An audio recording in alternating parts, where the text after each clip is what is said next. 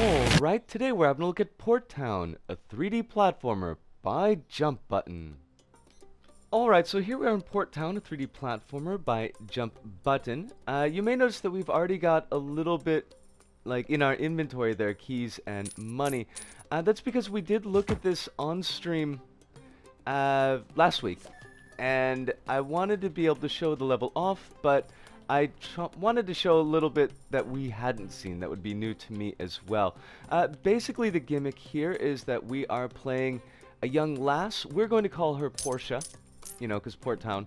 I know the port in one and the port in the other are completely different. But the point is, we don't really have too much information about what's going on. There doesn't seem to be any story at all that I can see. But it is very much, or it feels very much like a callback and an homage to the kind of 90s era 3D platformers, the early 3D platformers. You didn't really need a lot of story to get going, just kind of enough to let you move around, enough to give you a world to explore.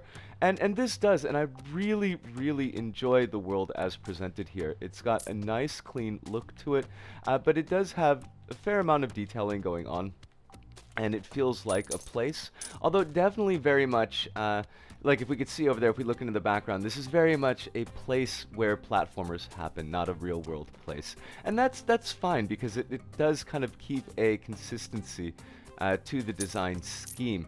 Now, one of the reasons I really wanted to point this out, beyond the fact that I just enjoyed it an awful lot when we were playing on stream, was that one of the big complaints that comes up, or that has come up in my episodes and also in my streams, and watching other people streaming Dreams, is the kind of movement mechanics of characters often feeling a little bit too fiddly, a little bit too slippery, and making it kind of easy to misjudge where you're going to be landing, and you know how far you're going to be running and things like that. And I found that, and this just might be my perception of things, but I found that not to be the case here. I found that Portia is... her character feels a little bit heavier, which is actually really good, because it makes her feel like she has some momentum and some weight to her. And she doesn't, like, when I stop pressing the direction stick, she actually does stop. It's not like she's skidding across a little bit more. Her jumps seem a little bit more precise than I've seen in other characters, in other levels. It's much easier for me to determine, kind of to foresee where I'm actually going to be landing. And I think that as a model to point out to others who are making their own 3D platformers, I think this is a really, really good one. Ooh, what? I got no idea what's going on here. I mean, clearly there's a secret, there's a puzzle, but I don't know. X. Now, I mean, we could play... Okay. So K. That would take the entire rest of the recording. So we're going to leave that for right now. Maybe there's something in the environment that'll give us a clue as to what is going on with that. But yeah, I think that this is a really good example of fitting the movement to the environment and making the character feel not slippery. And that by itself is a reason to point out. But as I said, the gameplay, even though it's very callbacky, and oh, that was me. That was 100% me. Even though it is very callbacky, and whether you like this type of... Actually, why don't we press this? I screwed this up the last time on stream. That if you do enjoy this style of gameplay, I think that there's going to be... Oh, that's bad. I think that there's going to be something here for you. Get away from me, skeleton boy. What? Wait. What? That's... Oh, crumbs. Oh, crumbs. We definitely buggered this. What? I like that the time puzzle... There's another time puzzle in an earlier section of the game that doesn't... Oh, we screwed that up. That doesn't actually give you the timer, so I appreciate that they listed the timer there. I did terribly at it, though. But we're starting to come up to the end of our 5 minutes here. And this is Port Town 3D Adventure. I found it to be a lot of fun. I like this type of gameplay. Not over much. I don't think I could play platformers like this all the time, but when they're done well like this, I definitely enjoy them. And so I wanted to give a little bit of extra love to this one. but we're going to talk a little bit more in depth, probably not too much because we talked about a lot of the things I want to talk about, but a little bit more depth in the hub, and we'll see you there. See yas! And we're back, and Port Town, a 3D platformer by Jump Button, and I would say it's a really solid on yellow square level. It does a lot right, and I really wanted to give it a green circle, but there are a few issues, some of which are perhaps more egregious than others, that I felt that were dragging it down just a little bit. But to start with the positives, as we often do, and as we often start with, is the character. I think the character model is really well done. She's got a very nice look to her. Her movements, they are animated well while she is moving. There aren't any idle animations, but at least the face is animated. As she blinks, her eyes move around, giving her a little bit of a feeling of life as opposed to just a lifeless doll that we often see. And the moves of the character, at least early on in the first section that we didn't look at in the video, those moves are clearly on the screen. It's really easy to just check there really quick to see what she can do. And the moves are limited enough and use similar buttons enough that it's easy to get them into muscle memory, which I do appreciate. Sometimes levels that we play, not only in Dreams, but in many games, that there are too many moves that are tethered to too many buttons, and it gets really easy to get confused. How do I dash, or how do I spin, or whatever. Here it's nice and compact, and it's easy for a player to grasp intuitively and get into, and I really appreciated that.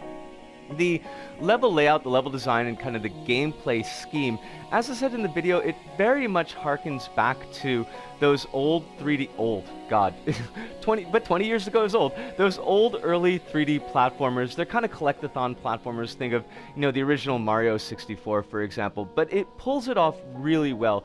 It has a slight feeling of nostalgia to it, but it still stands as well-realized game design, and I really appreciated that.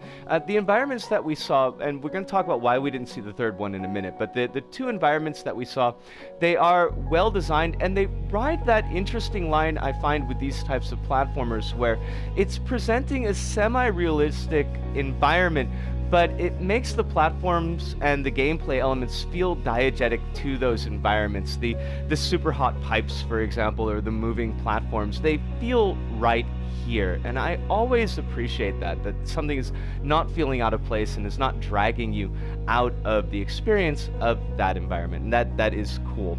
Now, as I said, the gameplay is mostly collectathon. You're either getting coins or getting keys, and really those coins are just in order to allow you to get keys. There's nothing particularly difficult about that, but it is fairly fun, and that fun is enhanced by the fact that this might be blue car syndrome, but it felt like Portia was a little bit more solid, a little bit heavier, and a little bit easier to control than we've seen in other Dreams creations. I didn't feel like I was just flying off of platforms, for example. I felt for the most part, unless I was rushing myself, that I was able to nail jumps when I needed to. I was able to stop when I needed to, so I wasn't throwing myself off of things, and that was really cool.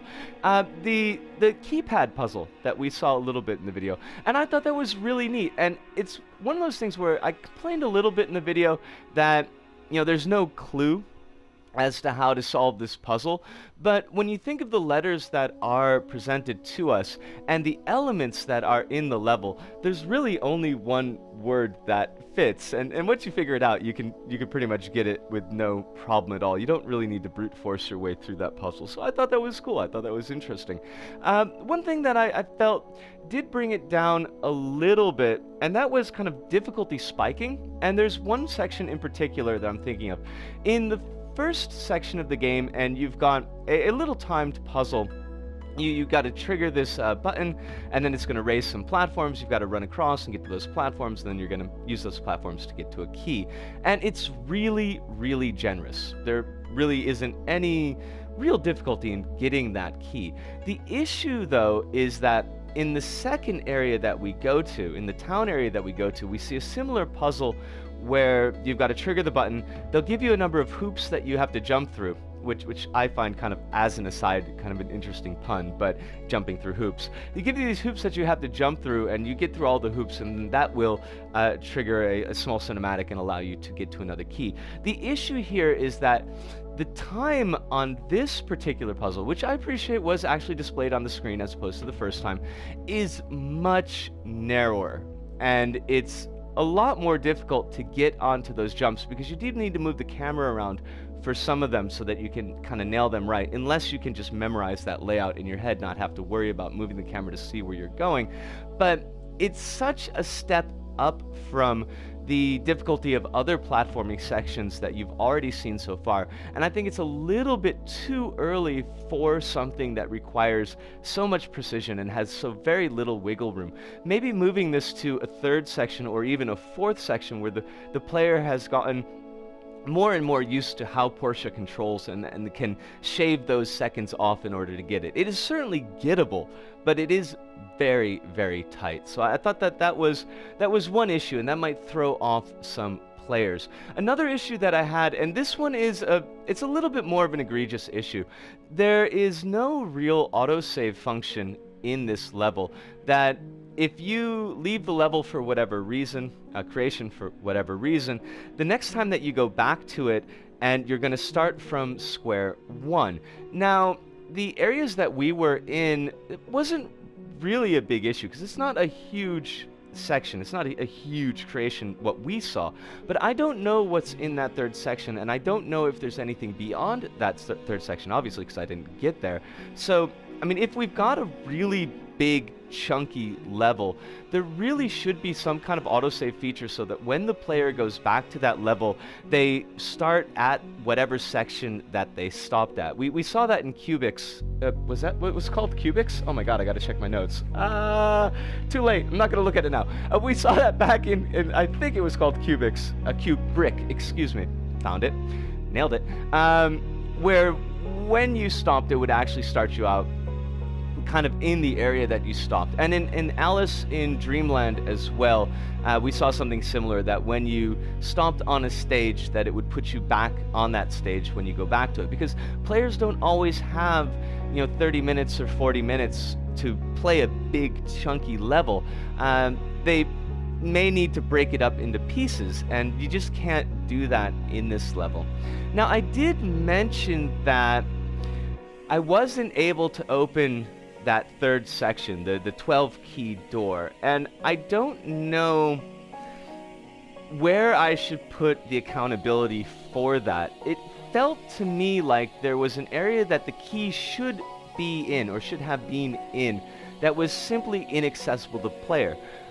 But I don't know if that's actually where the key was. It may be that I had gotten over-focused on it, that there was a key someplace else that I wasn't thinking of. But really, the area is not that large, and I feel like I went everywhere I possibly could and still was not pulling up this final key that I would need to progress on. So whether that's something that Jump Button either forgot to implement in logic, or forgot to put a key in where it was accessible to players, or whether that was just me screwing up, I'm really, really not sure. And I absolutely do encourage you to play this level, and if you can find all 12 keys, please by all means get in touch with me and let me know where I screwed up, because I would love to know. I really want to see more of this level, because in the end, I really, really enjoyed it. I do think that it is a very, very well done creation. And if we can implement some kind of autosave, and I don't know how that is done, so I don't want to say that that's something easy that Jump Button just forgot. Maybe it's really difficult to get in there. That would help out a lot. If we could work a little bit on that difficulty, perhaps just giving a few more seconds to the hoop puzzle, yeah, I guess it is kind of a puzzle. That I think would help out a lot, and to make it maybe perhaps a little bit easier to find that one last key that is tucked away somewhere. I would love that. But this is great. Jump Button has done a really, really good job, and I thoroughly enjoyed myself, and I encourage all of you to come into the level and take a look at it, and hopefully that you will thoroughly enjoy yourselves as well. But I think that pretty much does it for us here this go about. So, from me, Risco, here in Osaka, to all of you out there, wherever you may happen to be, thank you, thank you. Arigato, arigato, sayonara, see you, and ciao.